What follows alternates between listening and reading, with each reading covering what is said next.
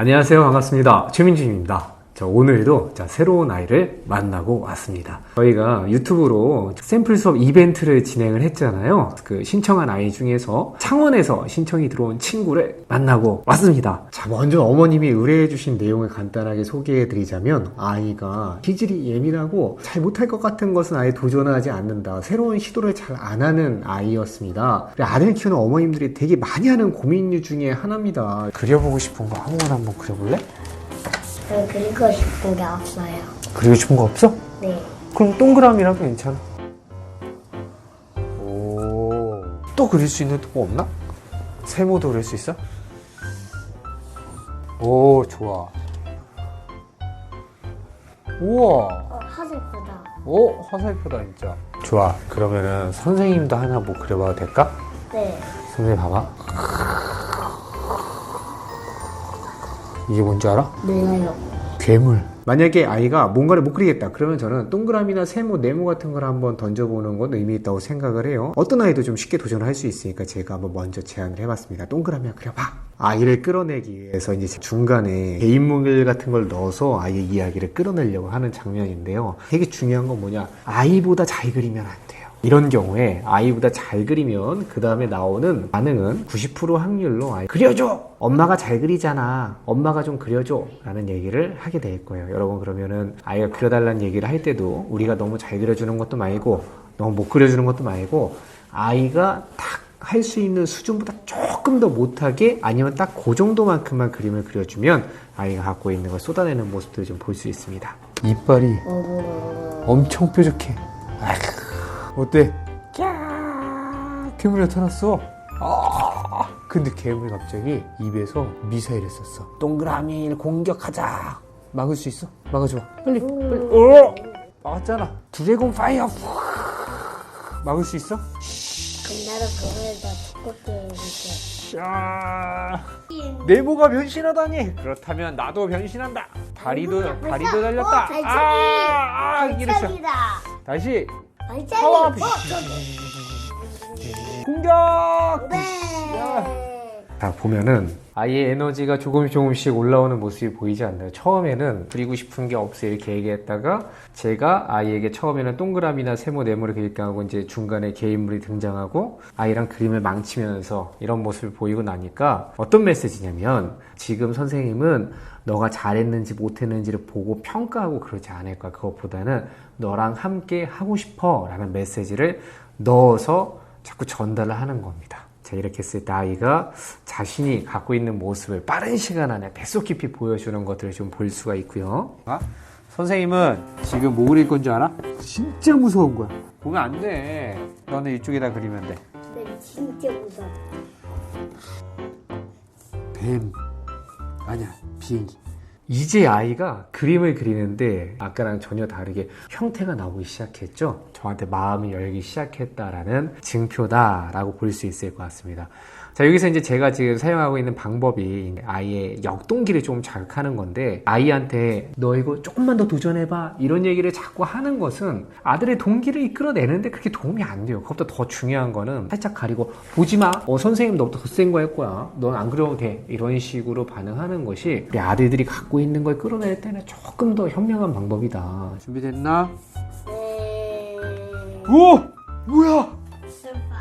야, 그럼 좋아. 선생님이랑 한번 더 붙어볼까? 네. 좋아, 선생님 미사일 발사. 눈파이가 발사. 안돼. 눈파이가 발사. 눈파이가 발사. 눈으로 공격해요. 모든 힘을 다 모으다니. 무서워. 뭐야 이게? 와, 안돼. 불의 힘. 이렇게 색칠하면, 여기서 이렇게 색칠하면 힘이 세죠. 해볼 수 있겠어? 선생님, 날개는 똥의 힘. 왜? 날개에 똥의 힘 날아갈 수도 있지. 여기는 원래 없어요. 왜 있어? 나한테 공격하면 방패가 더 두꺼워져요. 더 두꺼워지다니.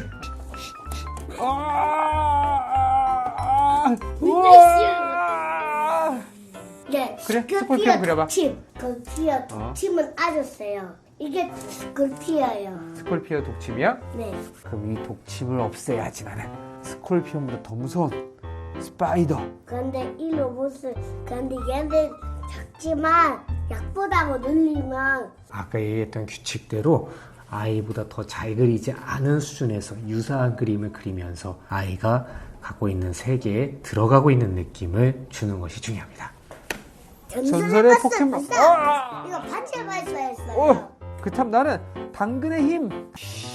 근데 얘는 당근의 힘 먹으면 더 세져요. 아니 이럴 수가. 갑자기 다이들로 잡았대요. 안돼, 나를 잡다니. 이거는 바로 얘가 투명해서 그런 거예요. 투명. 자, 이쯤 보니까 아이의 유형이 좀 보이기 시작하시나요? 지금 이 아이는 다른 친구들에 비해서 스토리텔링 능력이 조금 더 강한 친구라고 볼 수 있을 것 같습니다. 제가 이제 아이에게 조금씩 그림으로 아이 그림에 개입을 했을 때 아이들마다 반응이 되게 다 달라요. 근데 이 친구는 지금 보이는 반응은 경쟁심이 조금 있고 그리고 스토리텔링 능력이 좀 있다고 볼 수 있을 것 같아요. 왜냐면 얘기를 하는 데는 계속 이야기가 막 나오고 있잖아요. 그래서 이야기에 한번 좀 주목해서 조금 더 봐주시면 좋을 것 같아요. 대포 파이어 능력이 10가지에서 있어요. 그래? 파이어 능력은 바로 그럼 나는 자연의 힘. 사슴벌레 친구들 도와줘. 알았어. 근데 자연의 힘 싸움은 얘 더 강해져요. 진짜? 근데 여기 사슴벌레 장수풍뎅이가 나타났어. 근데 어. 밑에서 레이저 공격. 이게 내가 말했던 그 레이저 대포예요. 레이저 대포야? 네. 눈에서 안돼, 안돼. 누구랑 노는 게 제일 재밌어? 그건 자세히 모르겠어. 자세히 모르겠어? 그 엄마랑 노는 게 재밌어? 아빠랑 노는 게 재밌어? 그것도 자세히 모르겠어. 그래? 네. 선생님이랑 노는 건 재밌어? 그것도 자세히 모르는 것 같아요. 아니, 선생님이랑 노는 거 재밌어? 안 재밌어? 그것도 자세히 해야 알겠어요. 그래? 네. 선생님 또 하나 이번에는 물어볼게. 승부를 꼭 내자요. 좋아, 승부를 제대로 한번 내보자. 내가 좋아하는 거에 집중하는 능력과 좋아하지 않는 것에 대한 집중도의 차이가 좀 느껴지지 않으신가요? 제가 사실 재밌냐고 물어봤는데 이제 보통 분명히 재밌었을 거예요. 그죠? 근데 아이가 지금 이거를 잘 모르겠어요. 조금 더 해봐야지 알겠어요. 그리고 나서 뒤에 하는 얘기가 뭐예요? 이번에는 승부를 진짜로 내자요. 이렇게 얘기를 하잖아요. 이 부분은 빨리 이거에 들어가고 싶어요. 그리고 이거에서 방해되고 이것들을 집중력을 끊어내는 것들을 피하고 싶은 마음이 좀 많이 느껴진다. 좋아하는 것과 좋아하지 않는 활동에 대한 관심도 차이가 조금 있을 수 있다. 이런 것들을 좀 이해해 주시면 좋겠습니다. 더 그거.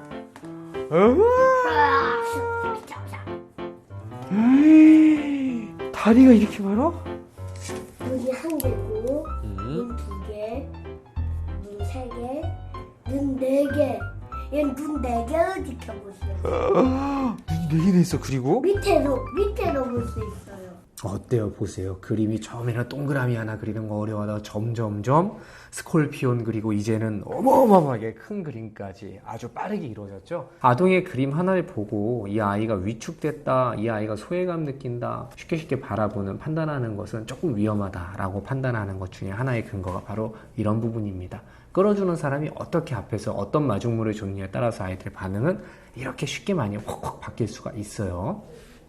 눈 열어, 눈 아홉, 눈 열. 네, 얘는 눈 10개나 있어요. 눈 열어. 얘는 눈이 11개나 있어요. 완전 세지요. 선생님 노는 거 재밌어, 재미없어? 네, 재밌어? 재밌어요. 봐봐, 재밌다 그러잖아요. 그죠? 재밌는 거야. 선생님 한번 안아줘. 오, 잘했어요. 네, 얘 완전 세지요. 야, 너 이렇게 잘 피우는 사람이네. 얘 세지요. 얘는 11개 눈에서 야, 불이 나와요. 11개 맞아? 하나, 둘, 셋, 넷, 다섯, 여섯, 일곱, 여덟, 아홉, 열. 열어 맞네? 11알 눈에서 불이 빨려 나와요. 혹시 11개 눈에서 선생님이 눈을 한 개를 없애면 몇 개야? 10개.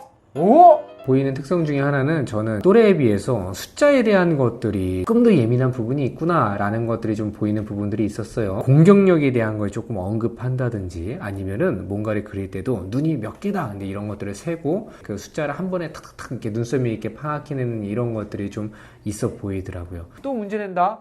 이번엔 눈이 3개 없어지면 몇 개야? 그럼 바로 8. 어? 그러면 이번엔 눈이 6개 없어지면 몇 개야? 6개. 오?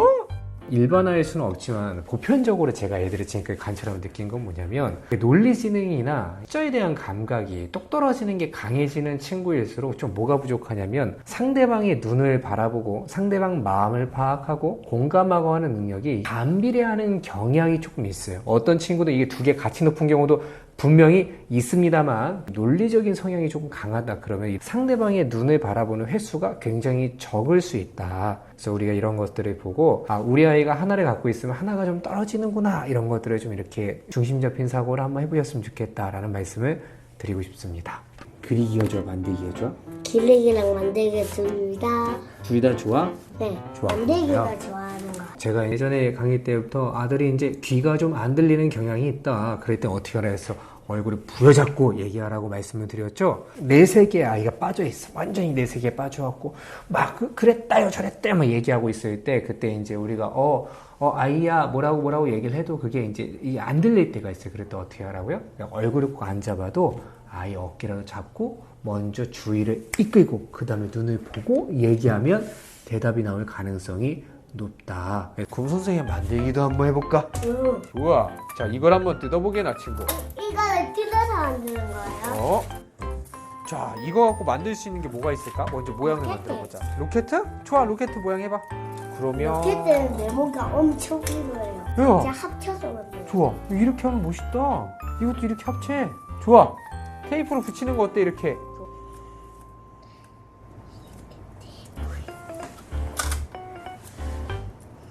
자, 같이 만들자고 했어요.